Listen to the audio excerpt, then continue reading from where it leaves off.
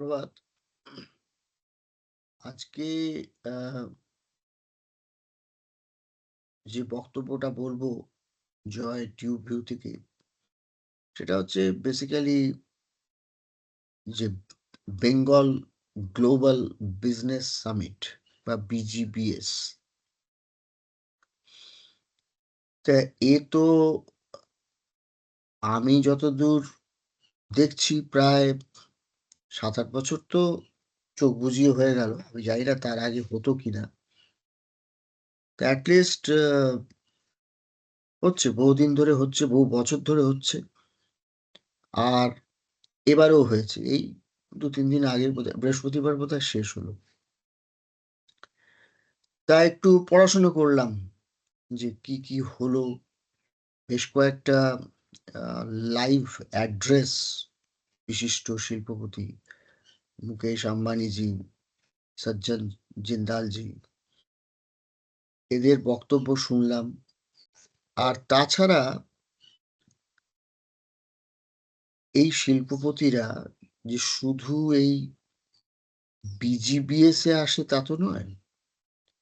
এর কিছুদিন আগে উড়িষ্যাতে, মানে জাস্ট আমার মনে হয় ওই উইকেই বোধহয় সোমবার, মঙ্গলবার করে ৪-৫ দিন আগেরই কথা।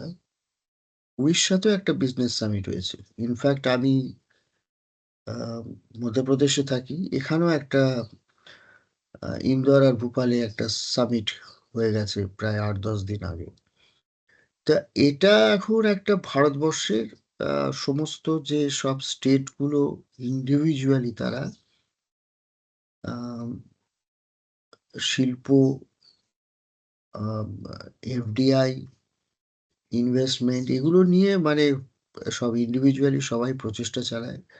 আপনারা হয়তো অনেকেই শুনে থাকবেন যে রিসেন্টলি ডাভোসে যে আ সামিটটা হলো, তাতে ভারতবর্ষ থেকে আমি যেটুকু দেখেছি, সবটা তো আমার দেখা সম্ভব না।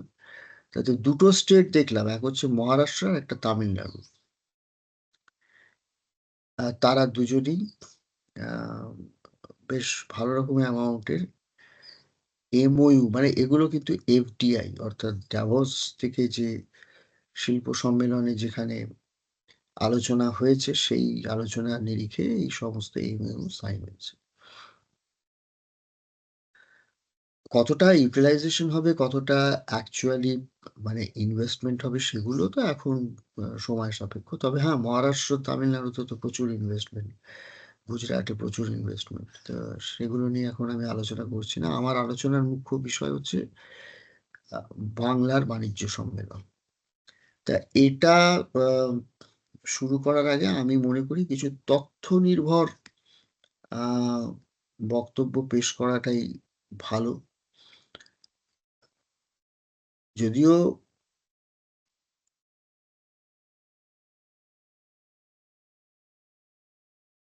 মোটের উপর আমার একটা আইডিয়া আছে যে ঠিক আ কি হয় প্রতি বছর, বা কতটা কি হয়, সেগুলো তো আমি আ খানিকটা পড়ি, খানিকটা খবরও রাখি।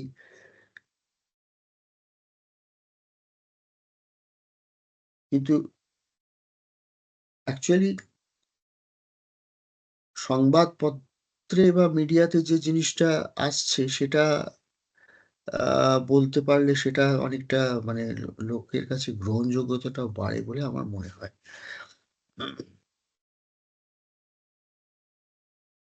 তো এখানে মেইনস্ট্রিম মিডিয়ায় আমি দেখছিলাম যে, যে ফিগার গুলো এসছে, আ তাতে দেখা যাচ্ছে যে state received rupees 4.4 lakh crore investment proposal in business summit. ৬ই ফেব্রুয়ারির রিপোর্ট, এএনআই। তা 4.4 লাখ ক্রোর। আ সাধারণত কি হয়,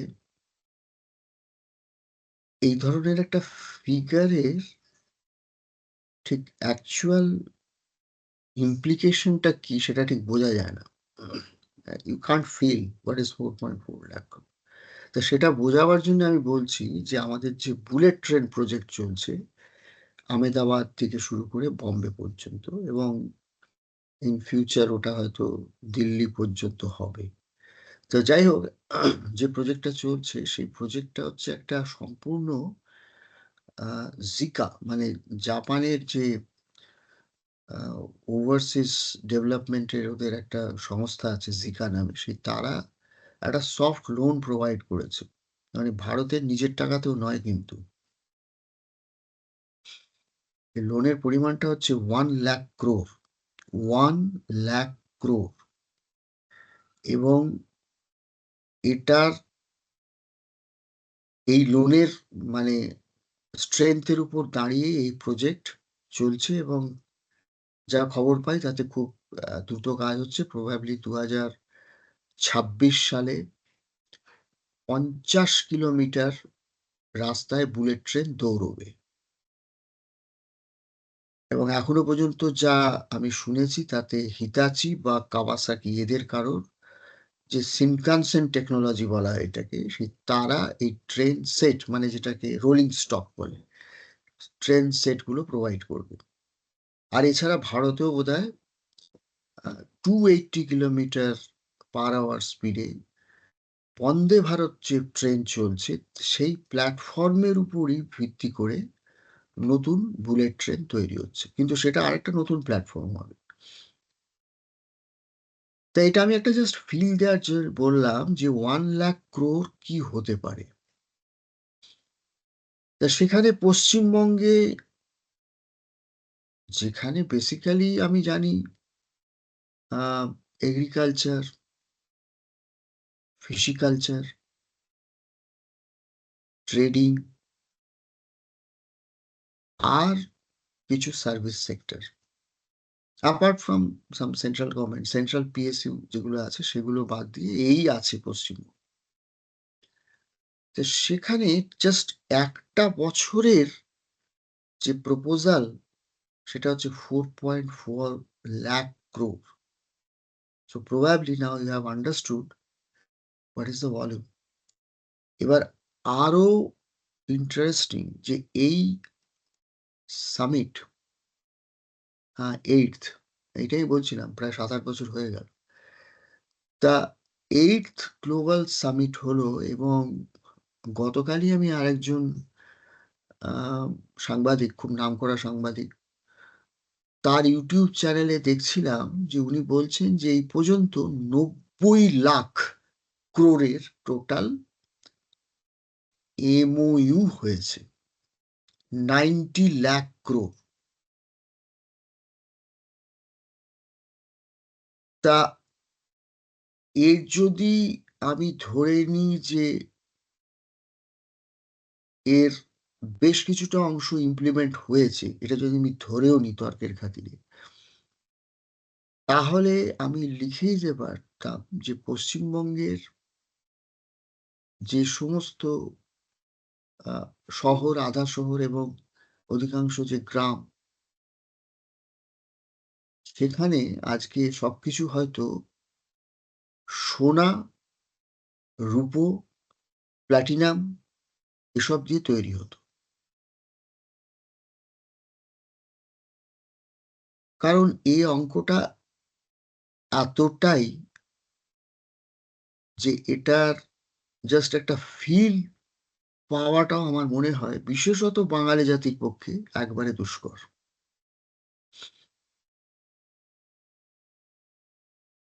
এরপরে আসি কতগুলো ইনফ্রাস্ট্রাকচার প্রজেক্টের ব্যাপারে। তা এখানে যেটা আমি বলতে চাই সেটা হলো যে ইনফ্রাস্ট্রাকচারটা তৈরি করে সরকারি সংস্থাগুলো। যেমন তামিলনাড়ুতে আছে তামিলনাড়ু ইন্ডাস্ট্রিয়াল ডেভেলপমেন্ট কর্পোরেশন। মহারাষ্ট্রে আছে MIDC, Maharashtra industrial development corporation. গুজরাটে আছে GIDC। তো যাই হোক এই সব স্টেটেই এই ইনফ্রাস্ট্রাকচারকে ডেভেলপ করা। অর্থাৎ ইনফ্রাস্ট্রাকচার বলতে কোনো ইন্ডাস্ট্রি। এখন এখানে ইন্ডাস্ট্রি বলতে আমি এই মোমেন্টে যেটা বোঝাতে চাইছি সেটা হচ্ছে মূলত ম্যানুফ্যাকচারিং। সেটা খুব ছোটখাটো কোনো ম্যানুফ্যাকচারিং থেকে শুরু করে আর মেগা কর্পোরেশন পর্যন্ত। স্টিল প্লান্ট বা গাড়ির কারখানা বা মোবাইল ফোন যাই হোক মানে যেগুলো খুব বড় স্কেলে তৈরি হয় বা পেট্রোলিয়াম প্রজেক্ট, রিফাইনারি প্রজেক্ট এগুলো খুব ম্যাসিভ প্রজেক্ট এবং এগুলোকে যখন এইসব ফ্যাক্টরি তৈরি হয় তখন যে শিল্পপতিই এটা করুক না কেন সে কোনো ফরেন থেকে আসুক বা আমাদের দেশীয় শিল্পপতি যারাই হোক, তারা কতগুলো জিনিস দেখে সেগুলো হচ্ছে ১ম যেটা তারা দেখে সেটা হলো রিসোর্স। অর্থাৎ এই কারখানাটাকে চালাতে গেলে আমার কাছাকাছি কি আছে? That will start from raw materials যেমন একটা স্টিল প্ল্যান্ট করতে গেলে ১ম যেটা দরকার সেটা হচ্ছে আয়রন ওর এবং তার সাথে আরো কিছু আ জিনিস প্রয়োজন পড়ে এবং তার মধ্যে ডেফিনিটলি আরেকটা ইম্পোর্টেন্ট সেটা হচ্ছে কোল।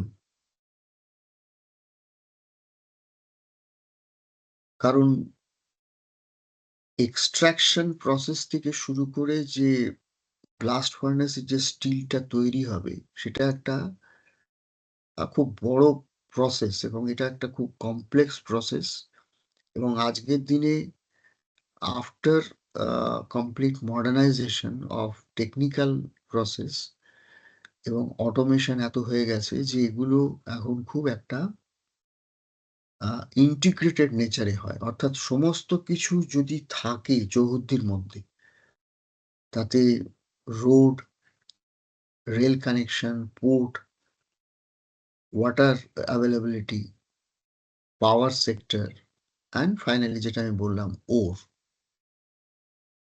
এগুলো না থাকলে কেউ এরম একটা ডিসিশন নেবে না। এত বড় ইনভেস্টমেন্ট করার ডিসিশন কেউ নেবে না।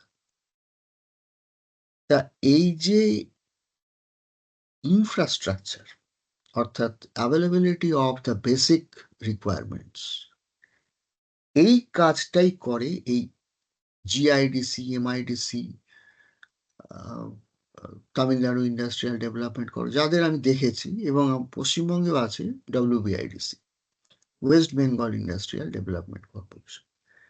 এখন আম আমি যদি আজ থেকে ফিরে যাই সেই আজ থেকে প্রায় ২০-২৫ বছর আগে বাম জমানায়।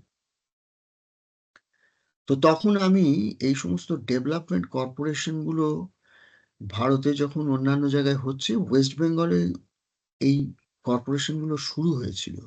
West Bengal industrial development corporation হয়েছিল এবং বেশ কিছু আ জায়গাকে আইডেন্টিফাই করা হয়েছিল। যেখানে এই বেসিক যে বেনিফিট গুলো ছিল।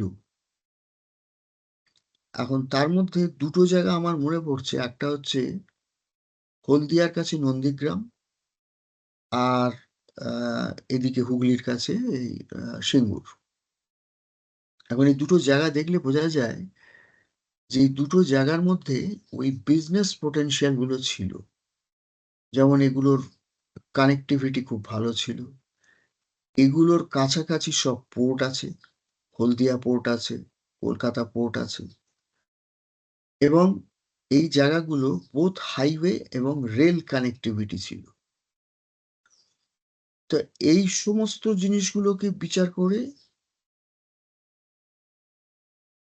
সিঙ্গুরে গাড়ির কারখানা এবং নন্দীগ্রামে পেট্রোকেমিক্যাল যে হাব করার কথা তখন চিন্তা হয়েছিল। কিন্তু এখানে আমি আবার বলব আরেকটা জিনিস, সেটা হচ্ছে যে ওয়েস্ট বেঙ্গল একটা এমন ল্যান্ড, এই ল্যান্ডটা 100% আমি মনে করি ওভার পপুলেটেড। বিশেষত সাউথ বেঙ্গলটা। এখানে ছাপ্পা, ছাপ্পা লোকে ভর্তি। এক্সাক্টলি পার স্কোয়ার কিলোমিটারে কত আছে সে তো স্ট্যাটিস্টিক্স দেখলে দেখা যাবে। তবে এটা আমার যেটা বদ্ধমূল ধারণা যে এখানে অনেক বেশি লোক থাকে পার স্কোয়ার কিলোমিটার। এবং সেই কারণে এই WBIDC পক্ষে জমি নির্ধারণ করা প্রায় দুঃসাধ্য। এবং যেখানেই এরা জমি নির্ধারণ করতে গেছে সেখানেই এদেরকে এই যে জনসাধারণ এদের উচ্ছেদ করা ছাড়া কোনো রাস্তা এরা খুঁজে পায়নি। এখন এ প্রসঙ্গে আমার যেটা বক্তব্য সেটা হচ্ছে যে ভারতের অন্যান্য প্রদেশেও এই উচ্ছেদ পর্ব চলে। পার্সোনালি আমি বহু বছর পুনায় ছিলাম এবং আমার চোখের সামনে হিঞ্জেওয়াড়ি যে প্রজেক্ট, হিঞ্জেওয়াড়ি যে জায়গাটা ডেভেলপ হয়েছিল সফটওয়্যারের জন্য, এবং তার সাথে, সাথে চাকান যেটা একসময় জাস্ট গ্রাম ছিল। তো এগুলো আমি নিজের চোখে আমি ছিলাম ওখানে পুনায়, আমি দেখেছি চাকান কিভাবে হলো, হিঞ্জেওয়াড়ি কিভাবে হলো। একদম গোদা কথা পুলিশ দিয়ে সমস্ত গ্রামের লোকদেরকে বার করে দেওয়া হতো এবং সরকার বেঁধে দিত তাদের কি কম্পেনসেশন দেওয়া হবে।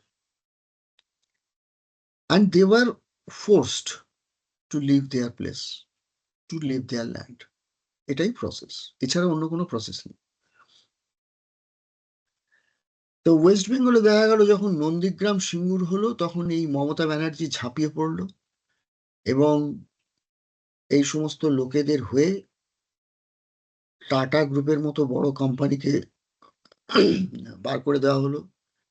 ওদিকে PCRPA যে প্রজেক্টটা ছিল অর্থাৎ পেট্রো রসায়ন প্রকল্প নন্দীগ্রামের, সে তো সাংঘাতিক। আমার এখনো সেসব চিত্র মনে আছে। প্রায় অর্ধনগ্ন লোকেরা বোম ছুঁড়ছে, গুলি চালাচ্ছে আর পুলিশ দাঁড়িয়ে দেখছে। তো এসব পশ্চিমবঙ্গে সম্ভব, এই ভারতবর্ষের অন্য কোনো সভ্য জায়গায় এসব হয় না। তা এখানে ওই জন্য আমি বললাম, এটার অবতারণা করলাম যে এটা আজ থেকে 20-25 বছর আগের ঘটনা, কিন্তু সিচুয়েশন কিচ্ছু চেঞ্জ হয়নি। সেটা আমি বলবো কেন চেঞ্জ হয়নি। তো এখানে মমতা ব্যানার্জি বলছে যে ইনভেস্টমেন্ট প্রপোজাল পেয়েছে 4,40,595 কোটি টাকা। And one of the important project is the oil exploration project at Ashoknagar. এই প্রজেক্টটা আমি জাস্ট কতগুলো জায়গায় পড়ছিলাম, এটা গত 15 বছরেরও বেশি এটা চলছে। এবং সবথেকে যেটা বড় সত্যি কথা যেটা এখানে বলা হয়নি সেটা হচ্ছে এই অয়েলটাকে এক্সপ্লোর করতে দেয়া হচ্ছে না। এখন এই খবরগুলো যখন পড়লাম তখন যেটা বুঝতে পারলাম সেটা হচ্ছে যে এখানে এই অয়েল যদি কোনোদিনও এক্সট্রাকশন হয়ও তার ভাগ বাটোয়ারা কতটা পর্যন্ত যাবে সেই নিয়ে খুব আলোচনা চলছে। কারণ যারা ত্রিপল, চাল, গম, বালি, মাটি চুরি করে তাদের কাছে তেল সোনার থেকে কিছু কম নয়। সুতরাং সেই আলোচনাই গত 15-20 বছর ধরে চলছে যে এই তেল তুললে কে কত ভাগ পাবে, কতটা রাজ্য সরকার পাবে, কতটা তৃণমূলের নেতারা পাবে, কতটা ওখানকার লোকেরা পাবে, তাদের আবার চাকরি দিতে হবে, সেসবও চলছে। সুতরাং ওএনজিসি কে এই যে কথাটা লেখা আছে উই আর সাপোর্টিং ওএনজিসি, এটা একবারে মিথ্যে কথা। ইনফ্যাক্ট ওএনজিসি কমপ্লেন করেছে যে আমাদেরকে কোনো সাপোর্ট দেওয়া হচ্ছে না।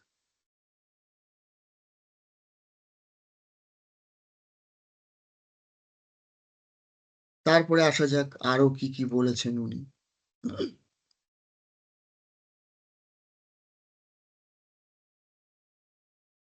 এখানে আরেকটা জিনিস আমি যেটা বলতে চাই, যে এখানে কতগুলো কান্ট্রি নাম করা হয়েছে। এখন এই কান্ট্রি গুলো মানে এতটা সব insignificant সব কান্ট্রি, এবং তারা এই সামিটে নাকি পার্টিসিপেট করেছে এবং তারা নাকি এই সামিটকে সাকসেস করতে তারা খুব সহায়তা করেছে। এখন প্রশ্ন হলো, এই কান্ট্রি গুলো এরা কোনটাই কিন্তু ইন্ডাস্ট্রিয়ালি সেভাবে কিছু ডেভেলপড নয়, এবং মানে এতটাই তারা অনামী, এবং তাদের সাথে ভারতের কূটনৈতিক সম্পর্কও যদি আমরা ধরে নিই, সেখানেও আমার মনে হয় না ভারত তাদের ব্যাপারে খুব একটা আ চিন্তা করে বা তাদের সাথে তাদের কোনো যোগাযোগ আছে। Except some AIDS and facilitation ছাড়া আমার মনে হয় না ওই কান্ট্রি গুলোর সাথে ভারতের সেরাম কোনো বিজনেস রিলেশনশিপ আছে। সেইসব কান্ট্রির নাম কিন্তু মমতা ব্যানার্জি নিয়েছে, এবং প্রবাবলি সেখানকার সব ডেলিগেটরা ওইখানে ওই মঞ্চে ছিল। এখন এরা পশ্চিমবঙ্গে কি শিল্প করবে আমি ঠিক আ মানে আমার জ্ঞানে সেটা নেই কিছু। না, ১ম কথা তারা করবেই বা কেন? কারণ তাদের দেশের আ আ কিছু তো জমি আছে। দেশ যখন হয়েছে জমি তো আছে। সেখানে নিশ্চয়ই কিছু রিকোয়ারমেন্ট ও থাকবে। সেই দেশের জনতাও আছে। সুতরাং তারা হঠাৎ তাদের দেশ ছেড়ে, বিশেষত এই সমস্ত আন্ডার প্রিভিলেজড যেসব কান্ট্রি, তারা পশ্চিমবঙ্গে এসে হঠাৎ বিজনেস করবে, আমি ঠিক আ মানে এর লজিকটাও আমি ঠিক বুঝলাম না। যাই হোক, তারা নাকি এসেছে এবং তারা খুব সহায়তা করেছে, পার্টিসিপেট করেছে। কিন্তু এখানে একটা কথা লেখা আছে যে, "Due to their continuous effort and passion, we have reached a solution. In the earlier BGPS, we received investment proposals worth over 19 lakh crore, with rupees 13 lakh crore of projects already completed and 6 lakh crore in progress." তো আমি ওইজন্যই আপনাদের আরেকটা figure দিচ্ছি। ব্যক্তিগতভাবে আমি বহু বছর মাহিন্দ্রা অ্যান্ড মাহিন্দ্রায় সার্ভিস করেছি, এবং আমার চোখের সামনে চাকান মাহিন্দ্রা প্রজেক্ট হয়। আমি চেন্নাইতে ছিলাম। আমি তখন রেগুলার চাকানে আসতাম। এই প্রজেক্ট যখন একেবারে স্ক্র্যাচ, মানে গ্রাউন্ড ব্রেকিং থেকে শুরু করে কারখানা তৈরি করা, এবং আপনারা জানেন XUV 500, XUV 700, Scorpio new generation, এই সমস্ত গাড়ি ওই চাকান থেকে তৈরি হয়। এই প্রজেক্ট যখন হয়েছিল তখন মোটা যে আমাদের যে মিটিং এ আলোচনা হতো, তাতে আমরা জানতে পেরেছিলাম যে এই প্রজেক্ট জন্যে Mahindra group approximately 5,000 crore invest করছে। আর এখানে বলা হচ্ছে ১৯ লক্ষ কোটি। তাহলে প্রশ্ন হলো যে, কোন শিল্পপতি কেন, কোন সাধারণ লোকও যখন কোন কিছু একটা জিনিস করে, কোন একটা গাড়ি কেনে, কোন একটা বাড়ি কেনে, তখন সে সবসময় তার এটা প্রচেষ্টা থাকে যে কতটা রিজনেবল বাজেটের মধ্যে কতটা ভালো জিনিস তৈরি করা যায়। এটা একটা general psychology.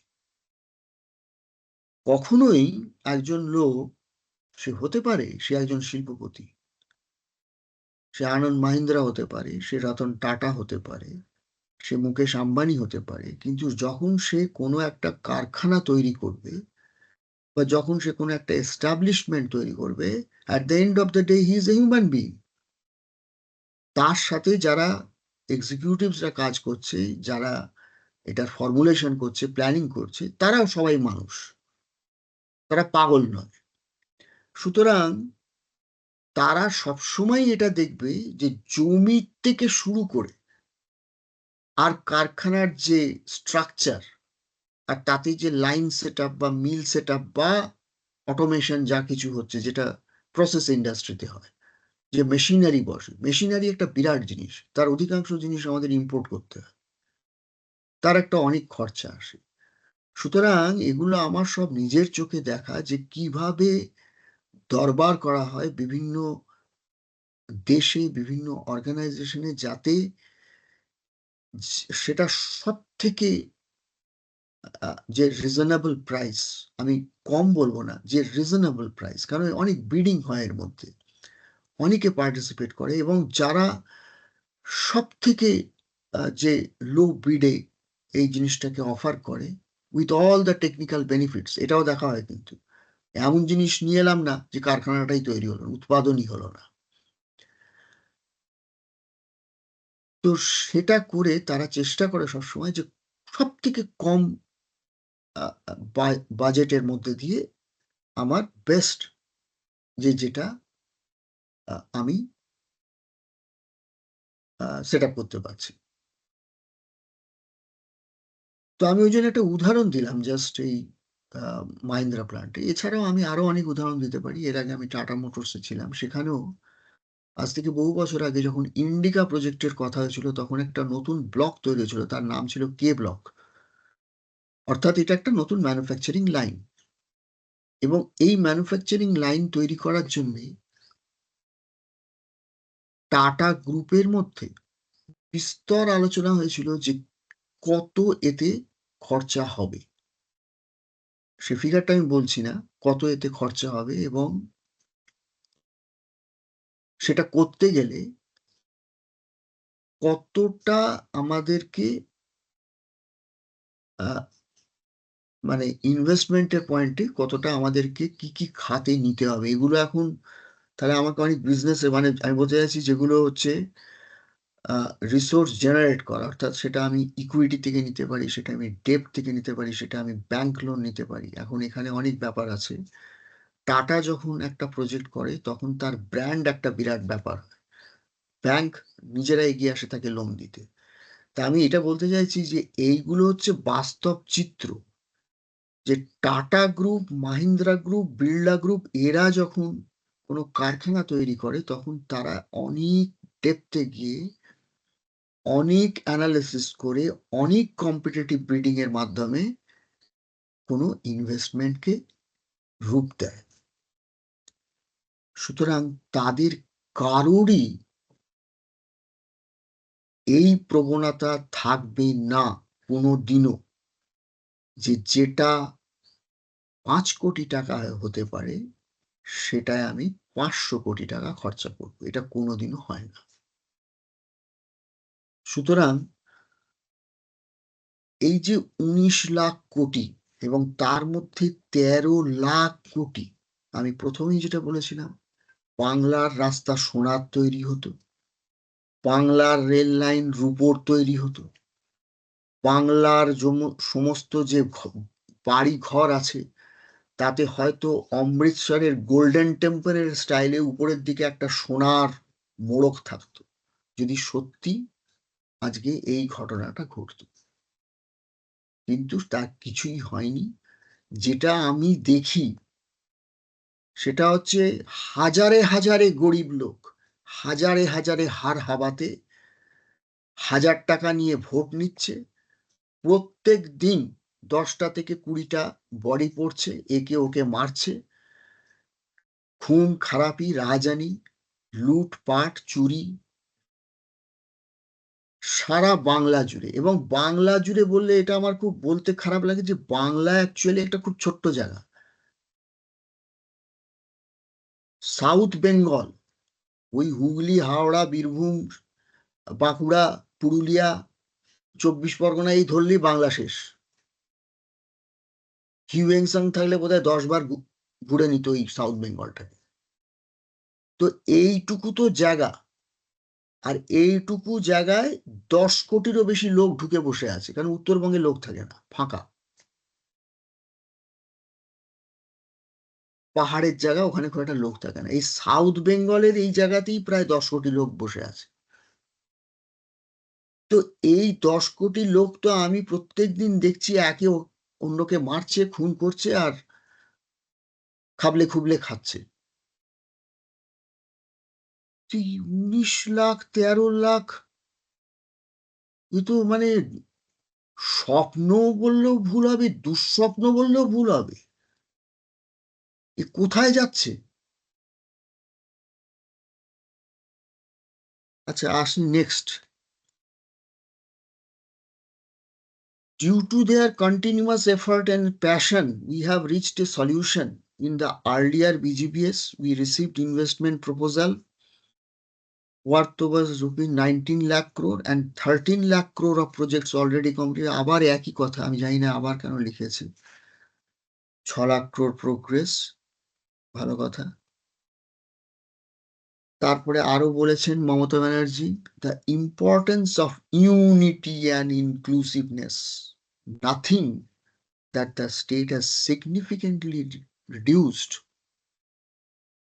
unemployment and dropout rates since 2011. আমি ঠিক বুঝতে পারলাম না। আনএমপ্লয়মেন্ট,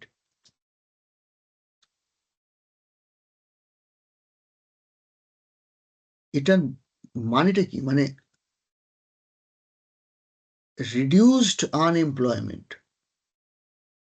তো আমি যতদূর জানি ওখানে কোনো এমপ্লয়মেন্টেরই ব্যাপার নেই, কারণ কোনো কিছুই নেই।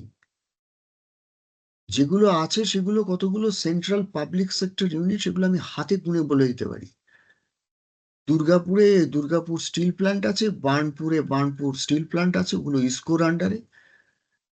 আর কোল ফিল্ড আছে, ইস্টার্ন কোলফিল্ড লিমিটেড। আর আপনি যদি চলে আসেন এদিকটা হলদিয়ার এদিকে, এদিকে ইন্ডিয়ান অয়েল কর্পোরেশন আছে। আর তার সাথে কিছু প্রাইভেট, এই মিটসুবিশি, এগুলোও সেই বামেদের সময় হয়েছিল। আর এই এক্সাইড টেক্স, এই সমস্ত কারখানা কিছু কিছু আছে, প্রাইভেট কোম্পানি আছে। এছাড়া তো বাকি তো ওই তো বললাম, 10 কোটি লোক নিজেদের মধ্যে মারপিট করছে। তো এখানে এমপ্লয়মেন্ট কথাটা আসে কোথার থেকে, আমি ঠিক আমার মানে ধারণায় নেই। যেটা এমপ্লয়মেন্ট বলতে ও বোঝাতে চাইছে সেটা বেসিক্যালি হচ্ছে এগ্রিকালচার। আর একটা হচ্ছে কি, সেটা হচ্ছে নির্মাণ ক্ষেত্র, অর্থাৎ এই যে ফ্ল্যাট তৈরি হচ্ছে। এটা আমি এর আগের একটা ভিডিওতেও বলেছিলাম, ছাপ্পা ছাপ্পা বিভিন্ন জায়গায় যেখানে লোকে বসবাস করতে পারে না, এতটাই মানে নোংরা, ঘিঞ্জি আর মানে এক ধরনের আমি বলবো একবারে কমপ্লিটলি একটা ননসেন্স এরিয়া সমস্ত, অধিকাংশ এরিয়া। সেইখানে দেখা যাচ্ছে ঝাঁ চকচকে ফ্ল্যাট তুলে দিচ্ছে। সেই ফ্ল্যাটের মধ্যে যতক্ষণ থাকছে ততক্ষণ ঠিক আছে, বাইরে আসলেই মানে সেখানে হাঁটা চলার জায়গা নেই। বাস টাস তো সব উঠে গেছে, সেগুলো এখন সব লোকজন ওই টু হুইলার নিয়ে ঘোরাফেরা করে। তো এও আর একটা অদ্ভুত ব্যাপার যে এইরকম একটা যে পরিস্থিতি, সেখানে আবার এমপ্লয়মেন্ট কোথা থেকে এলে, আবার তাতে আবার রিডাকশন অফ আনএমপ্লয়মেন্টও কোথার থেকে হয়ে গেল। ঠিক বুঝতে পারলাম না এই কথাটার মানেটা কি। আর ড্রপ আউট তো কিছুই বুঝলাম না, এটা কি স্কুল ড্রপ আউট, না কি ড্রপ আউট, না কলেজ ড্রপ আউট, কোথার থেকে কি ড্রপ আউট সেটা বলা নেই। এইবার আরো বড় কথা, অর্থাৎ আমি জানি না যে আমার দেখার মধ্যে চেন্নাই, পুনা, বম্বে, নয়ডা, গুজরাট, আমেদাবাদ, এই সমস্ত বহু জায়গায় আমি গেছি, বহু জায়গায় আমাকে যেতেও হয়েছে এবং বহু জায়গায় আমি গিয়ে দেখে এসেছি সেখানে শিল্প কিভাবে হয়েছে, সেখানে লোকজন কিভাবে আছে। তো এই যে লাইনটা রয়েছে, we don't divide the people, we unite they, we respect people from every caste, religion, creed, community.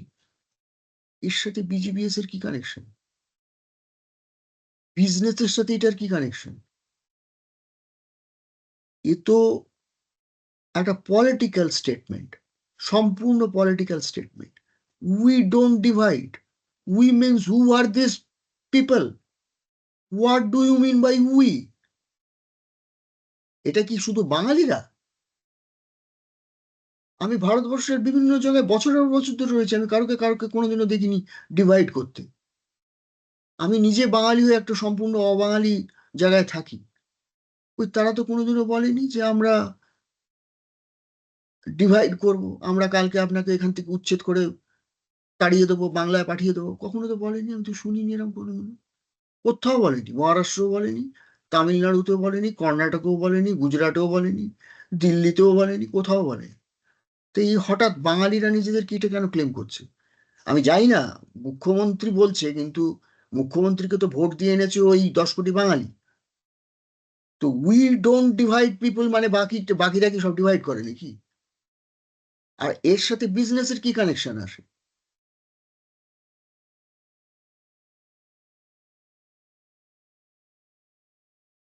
মানে আমি এগুলো যখন দেখি, তখন আমার মনে হয় যে রাম ছাগল হলেও বোধহয় এর থেকে বেশি বুদ্ধি থাকবে, যে কথা বলার আগে কি বলতে হয়।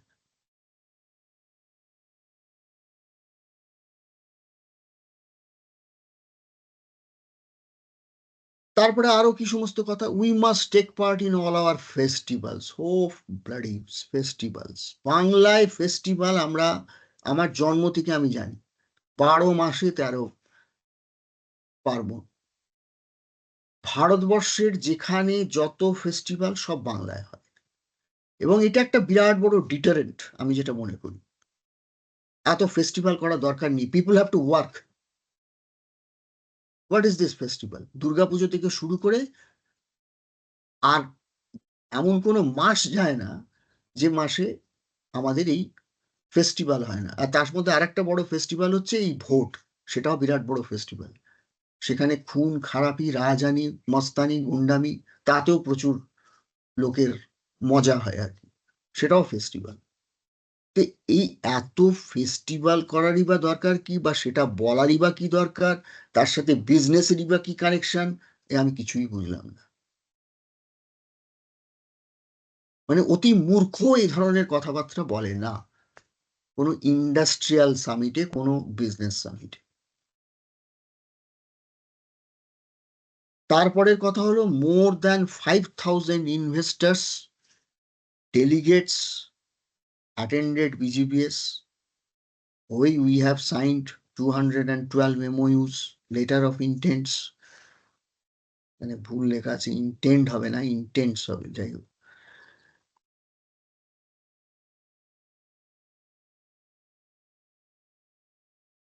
ওই সমস্ত আবার কথার কচকচি, যাই হোক, আমি আর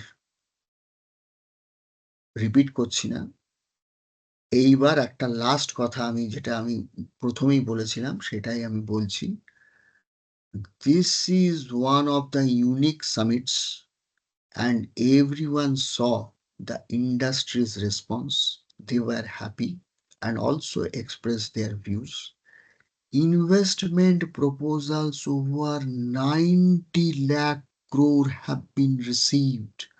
এবং এটা আমি বললাম, জনৈক সাংবাদিক এটা উল্লেখ করেছেন যে এই বোধহয় 7-8টা বিজিবিএস এ 90 লাখ কোটি টাকার ইনভেস্টমেন্ট প্রপোজাল এসছে। I am just spell bound.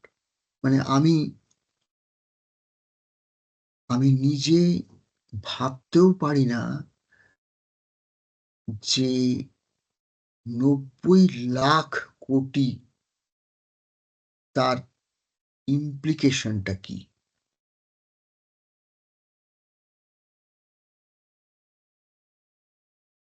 আর তার পরের লাইনটা আরো interesting. When asked about the purpose of organizing the summit, Banerjee explained that it aimed to encourage young generations to invest and create employment opportunity.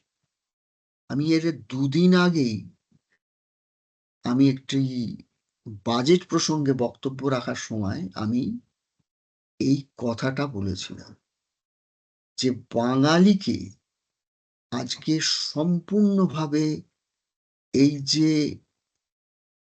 Socio cultural যে point, যেটা বাঙালিরা সবসময় সেটা রবীন্দ্রনাথ থেকে শুরু করে, শরৎচন্দ্র থেকে শুরু করে, বিভূতিভূষণ, সত্যজিৎ রায়, স্বামী বিবেকানন্দ, নেতাজি সুভাষচন্দ্র, মানে এটা ঠিক কথা, রামকৃষ্ণ, এর শেষ নেই, অজস্র সব মহামনীষীর জন্ম, এবং তারা তাদের চিন্তা, তাদের বক্তব্য, তাদের লেখনীর মাধ্যমে যা লিখে দিয়ে গেছে, বলে দিয়ে গেছে, সেটা একটা কালজয়ী ব্যাপার।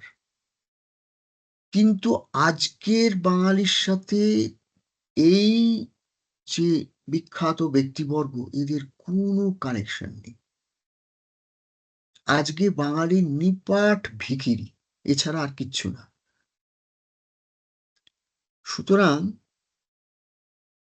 এই বাজেটের প্রসঙ্গে যখন আমি বলি, তখন আমি এটা বলি যে বাঙালি জাতিকে আজকে দেখতে হবে যে ভারতবর্ষের অন্যান্য জায়গায় খুব সাধারণ ঘরের থেকে কিভাবে শিল্পপতির জন্ম হচ্ছে।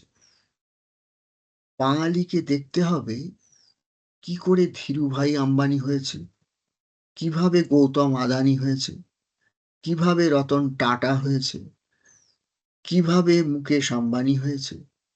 এই অজস্র উদাহরণ আছে। তামিলনাড়ুর থেকে একগুচ্ছ শিল্পপতি আছে যাদের জীবনী পড়ার দরকার, এবং তারা আজকে কিভাবে, তাদের মধ্যে একজন অত্যন্ত ইম্পর্টেন্ট, তিনি হচ্ছেন HCL এর যে প্রতিষ্ঠাতা, ফাউন্ডার এবং ওনার। তো এরকম প্রচুর আছে, প্রচুর। আমি এখন তো সবার নাম নিতে পারবো না, এ তো 5 ঘন্টার প্রোগ্রাম হয়ে যাবে। তো এদের জীবনী পড়া, এদেরকে জানা, এবং এরা কিভাবে আজ এই শিল্প সাম্রাজ্য তৈরি করেছে।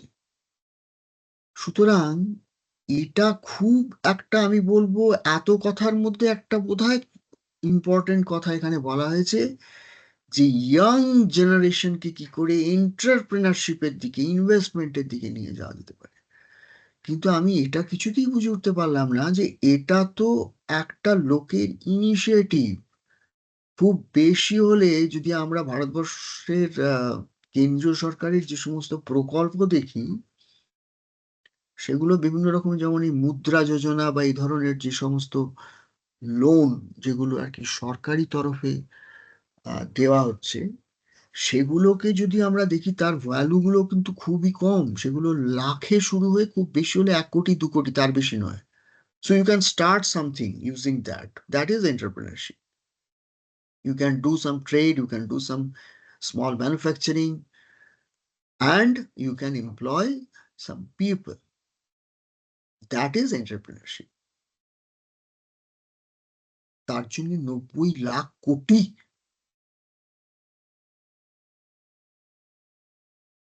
যাই হোক, আমি আর কিছু বলছি না এই প্রসঙ্গে।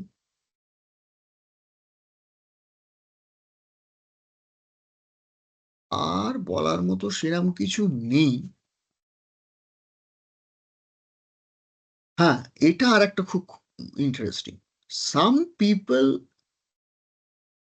ask me why I am holding this business summit. I told them that we started it, but now every other state is doing that. সেই বাঙালি অস্মিতা, সেই আবার বাংলা পথ দেখাবে ভারতবর্ষকে। গোপাল কৃষ্ণ গোখলে খুব ভুল বলে গেছিল, একদম ওনার এটা বলা উচিত হয়নি। বাংলা চিরকালই পথভ্রষ্ট, তার কারোকে কোনো পথ দেখাবার কোনোদিনও কিছু ছিলও না, আজও নেই, ভবিষ্যতেও থাকবে না। এবং সেই একটা কথাকে ভিত্তি করে আমাদের এই মুখ্যমন্ত্রী শুধু কতগুলো বেসলেস কথাবার্তা বলেন, এবং অদ্ভুতভাবে উনি জোরের সাথে সাংবাদিকদের সামনে, বাকি লোকেদের সামনে উনি এইসব আজে বাজে কথাবার্তা বলেন। প্রথম কথা হচ্ছে, অন্য কোনো স্টেটের ইন্ডাস্ট্রিয়াল ইনফ্রাস্ট্রাকচার বা তাদের নাম্বার অফ ইউনিটস বা তাদের যে সামিট, তাদের যে সামিটের প্রিপারেশন, সেটা আমি নিজে জানি। I participate in some of those summits, যে ভেতরে কি করা হয়। উনি ওসব কিচ্ছু জানেন না, উনি মূর্খ একটা। তো উনি যখন কিছুই জানেন না, তখন উনি বলছেন যে every other state is doing looking at Bengal, মানে বেঙ্গল শুরু করেছে আর বাকি স্টেটেরা সেটা দেখে মানে নকল মারছে আর কি। তো এই ধরনের যাদের থট, আমার খুব সন্দেহ আছে যে তাদের দ্বারা আদৌ কোনো কিছু হবে বলে। কারণ এগুলো এক ধরনের, ওই যে বললাম, প্রবঞ্চনা, ঠগবাজি, এক কথায় শয়তানি ছাড়া আর কিচ্ছু না।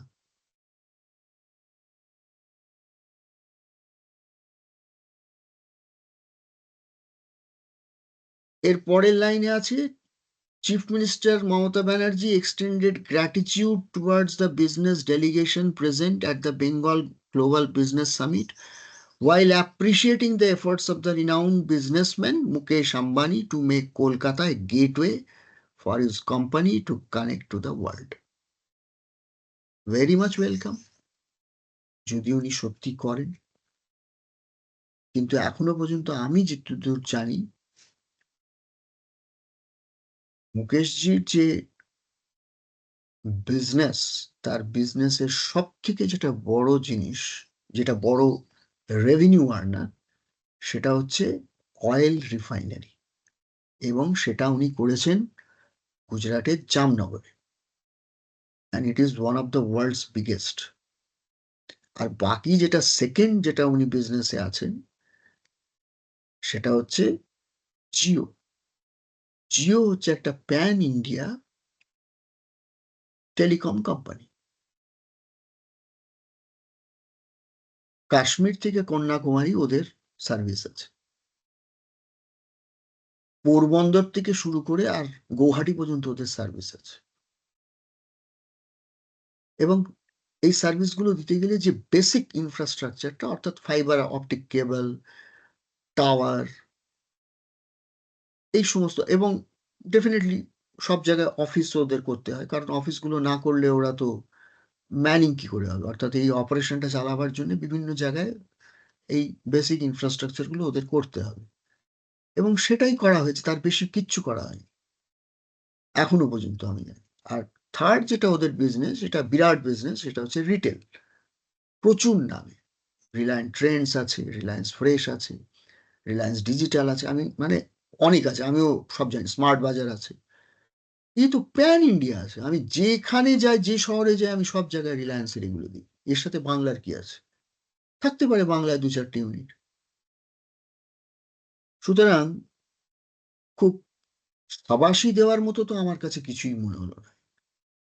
Yes, personally I have full respect to Mukesh Ambaniji, because he is a great industrialist, and ভারতবর্ষের নাম যদি আসে বিদেশের বাজারে, তাহলে ওনার নাম আসবে। উনি এতটাই একজন প্রথিতযশা শিল্পপতি। কিন্তু আমার যেটা ব্যক্তিগতভাবে মনে হয়, যে মুকেশজির এই বিজিবিএস এ ফিজিক্যালি আসা এবং তার বক্তব্য রাখাটা যতটা না বিজনেস রিলেটেড, তার থেকে অনেক বেশি তৃণমূলের ভোট ব্যাংকের দিকে তাকিয়ে তৃণমূল এটা করে। কারণ ওখানে বিজনেস সেরকম কিচ্ছু আলাদাভাবে নেই। ওটা বেসিক্যালি এই মূর্খ বাঙালি, তাকে এটা শেখানো হয় যে এই দেখো মুকেশ আম্বানি যে এসছে, প্রচুর ইনভেস্টমেন্ট হবে, এই হবে, ওই হবে, ঝুড়ি ঝুড়ি মিথ্যে কথা এই তৃণমূলীরাই বলে, এই মুখ্যমন্ত্রী বলে। আর এই সাধারণ বাঙালি খায় আর ভোট দেয়। তো এই হলো আমার বিজিবিএস এর অ্যানালিসিস। অত্যন্ত দুঃখের সাথে জানাচ্ছি, গত 14 বছরে, অর্থাৎ 2011 সাল থেকে 2024-25 হয়ে গেল, কিচ্ছু হয়নি। কোনো ইউনিট হয়নি, কোনো পাওয়ার প্ল্যান্ট হয়নি, কোনো রাস্তাঘাট তৈরি হয়নি। এমনকি সব থেকে দুঃখের কথা, যে একটা রেল ট্র্যাক, যেটা বিষ্ণুপুর থেকে হাওড়াকে কানেক্ট করবে। সেখানে একটি ভাবা দিঘি বলে একটা জায়গা আছে। সেই দিঘির জলের প্রয়োজনীয়তার নিরিখে সেখানকার কিছু লোক আজ গত 15 বছরের ধরে লাইনটাকে তৈরি করতে দিচ্ছে না, সেটারও সলিউশন করতে পারেনি। আর এরা এই সমস্ত মিথ্যে কথা, 90 লাখ কোটি, 100 লাখ কোটি, সমস্ত আজে বাজে, আর এই মূর্খ বাঙালি খাচ্ছে। আর এই প্রত্যেক বছর ওই সিঙ্গাড়া, চপ, বিরিয়ানি করে এই বিজিবিএস করছে। ভুটানের রাজা আসছে, তার সাথে কোনো কানেকশন নেই। শিবু সোরেনের ছেলে হেমন্ত সোরেন এসছে, যে একটা জেল খাটা লোক। হতে পারে ঝাড়খণ্ডের লোকেরা তাকে ভোট দিয়ে এনেছে, কি কারণে এনেছে সে তারাই বুঝবে। তো এই হচ্ছে বাংলার বিজনেস।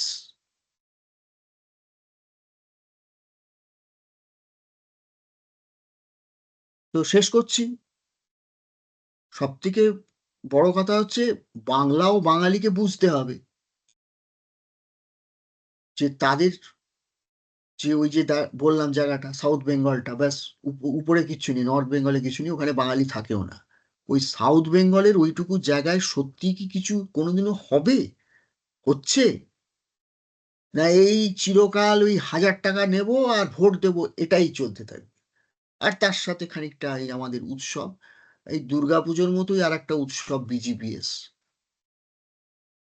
এর রেশ কাটতে না কাটতেই ওর রেশ, ওর রেশ কাটতে না কাটতেই আর একটা কিছুর রেশ। আবার এখন তো আবার নতুন শুনছি নাকি পুজো টুজো করতে দেওয়া হচ্ছে না। যাই হোক, সেই নিয়ে আর বলছি না, শেষ করছি।